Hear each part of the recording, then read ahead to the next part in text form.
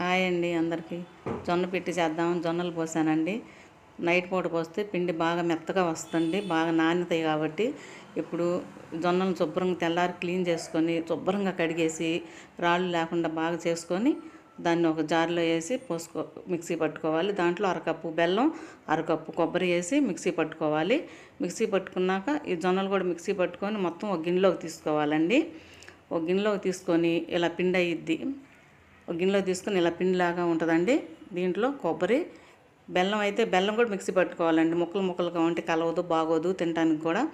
దాంట్లోనే 4 యాలక్కాయలు కూడా వేద్దామండి.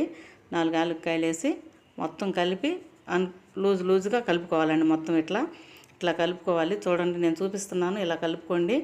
ఇలా కలిపి ఒక ఇడ్లీ పాత్ర తీసుకోండి, చిన్నది. ఒక ఇడ్లీ పాత్రలో ఇదండి ఇడ్లీ పాత్ర. చిన్న చిన్న ప్లేట్లు వస్తాయి. దాంట్లో ఆయికుడిని కూడా పెట్టుకోవచ్చు. ఆయకుడు పాత్ర అనుకుంటాము. దీంట్లో కొంచెం నెయ్యి వేసి ఇలా పెట్టుకోవాలి. నెయ్యి రాస్తే తొందరగా తీయడానికి వస్తుంది, అందుకని నెయ్యి రాస్తాము. ఇష్టం లేని వాళ్ళు అక్కర్లేదండి. ఇప్పుడు 10 నిమిషాలు పొయ్యి మీద పెడితే చిమ్ములో పెట్టుకుంటే బాగా ఉడికి బాగా మెత్తగా ఉంటుంది. కాబట్టి చూసి 10 నిమిషాలు అయిందండి, చూద్దాము ఎలా ఉడికిందో లేదో. ఉడికితే చేతికి అంటుకోకుండా ఉంటుంది. చూద్దాం. చేతికి అంటుకోవట్లేదు, ఉడికినట్టే. ఉడికింది కాబట్టి 1 నిమిషంలో తీద్దామండి. తినండి. ఆడవాళ్ళు అందరూ తినాలి. వారానికి 2 సార్లు అన్నా తింటే నడుంకి బలం అండి. చాలా మంచిదండి ఒంటికి. జొన్న పిట్టు అంటే కొబ్బరి అన్నీ కలుస్తాయి కాబట్టి